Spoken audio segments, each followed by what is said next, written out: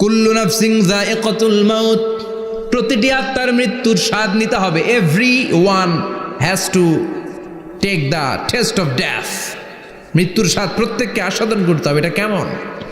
ও মালাকুল মাউত, তুমি মেরেছো তো কি হয়েছে, এবার তোমার মরণের পালা, এবার তুমি মরো।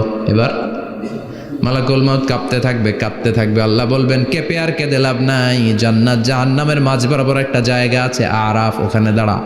মালাকুল মাউত দাঁড়াবে, আল্লাহ বলবেন মর, মরে যা, মুত ইয়া মালাকাল মাউত, মর, মরে যা। আল্লাহর হুঙ্কার শুনে মালাকুল মাউত জান্নাত জাহান্নামের মাঝ বরাবর দাঁড়িয়ে বিকট একটা চিৎকার দিবে।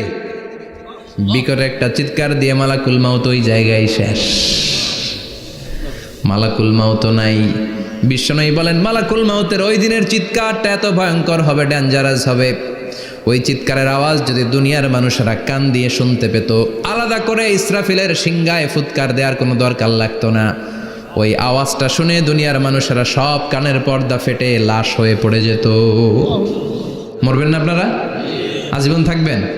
একদিন মাটির ভেতরে হবে ঘর রে মন আমার, কেন বান্ধ দালান ঘর, প্রাণ পাখি উড়ে যাবে পিঞ্জর ছেড়ে,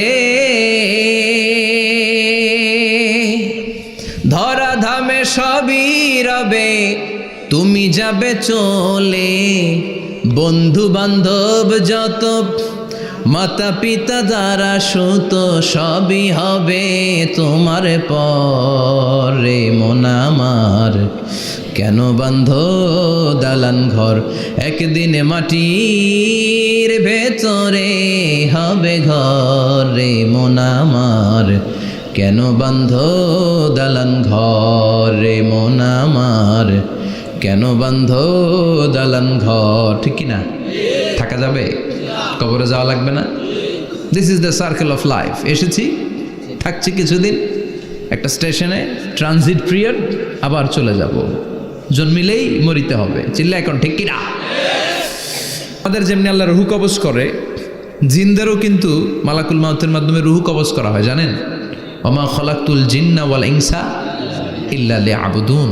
এই দুইটা জাতিকে আল্লাহ তাআলা ইবাদতের জন্য তৈরি করেছে। কবরে যে আযাব হয় এই দুইটা জাতি শুধু দেখে না, বাকি সব প্রাণী দেখে। কবরে যে পাখিগুলো বসে, পাখি কিন্তু দেখে নিচে কি হয়, হোয়াটস হ্যাপেনিং ইনসাইড, সব সে দেখে। গরু ছাগল আমরা কবরস্থানের পাশে বেঁধে রাখি, সব দেখে। গায়রাস সাকালাইন, শুধু মানুষ আর জিন ছাড়া। ঠিক কিনা? এজন্য মাঝে মাঝে দেখবেন কবরস্থান থেকে গরুর রশি ছিঁড়ে গরু দেয় দৌড়, ছাগল দেয় দৌড়, দেয় না? কারণ সে সব দেখে। জিনদেরও রুহু কবজ করা হবে, তাদের জন্য এই শরিয়ত আছে। জিনদেরও কোরআন তেলাওয়াত করতে হয়, ওদেরও সালাত পড়তে হয়, ওরাও সিয়াম করে, ওরাও হজের সময় হজ করে, কিন্তু আমরা দেখি না। দেখি? এটা একটা অদৃশ্য জাতি, এটা দেখা যায়। জিসমুন নারিয়ুন ইয়াতাশাক্কালু বিআশকালিন মুখতালিফা, এটা আগুনের তৈরি একটা সৃষ্টি, যেটা যখন যে রূপ ধরতে চায় ওই রূপ ধরতে পারে। জিনের কথা শুনছেন কেউ? শুনছেন আপনি? কোথায়? কোরআনে শুনছেন না? জিন আমাদের সাথে কথা কইছে, ওটা শুনছেন নি কান দিয়ে? এটা শোনেন? শোনা যায়, শোনা যায়। অনেকে শুনে, অনেকে শুনে। জিসমুন নারিয়ুন ইয়াতাশাক্কালু বিআশকালিন মুখতালিফা, আগুনের তৈরি একটা সৃষ্টি, চাইলে যেমন মনে চায় তেমন আকৃতি ধরতে পারে। কখনো ছাগল হতে পারে, কখনো বিড়াল হতে পারে, কখনো সাপ হতে পারে, আবার মানুষের মতো আকৃতি নিতে পারে। আল্লাহু আকবার। আল্লাহ বলবেন মানুষ শেষ, এবার জিনদের রুহু কবজ করো। সব জিনদের রুহু কবজ হবে। আল্লাহ একবার মালাকুল মাউতকে জিজ্ঞেস করবেন আখবিরনি মাইয়া বাকা, ও মালাকুল মাউত আর কে কে বেঁচে আছে বলো। মালাকুল মাউত বলবে আল্লাহ মানুষ নাই, জিন নাই, প্রাণী নাই, শুধু ফেরেশতারা আছে। আল্লাহ বলবেন সব ফেরেশতাদের রুহু কবজ করো। সব ফেরেশতাদের রুহু কবজ হয়ে যাবে।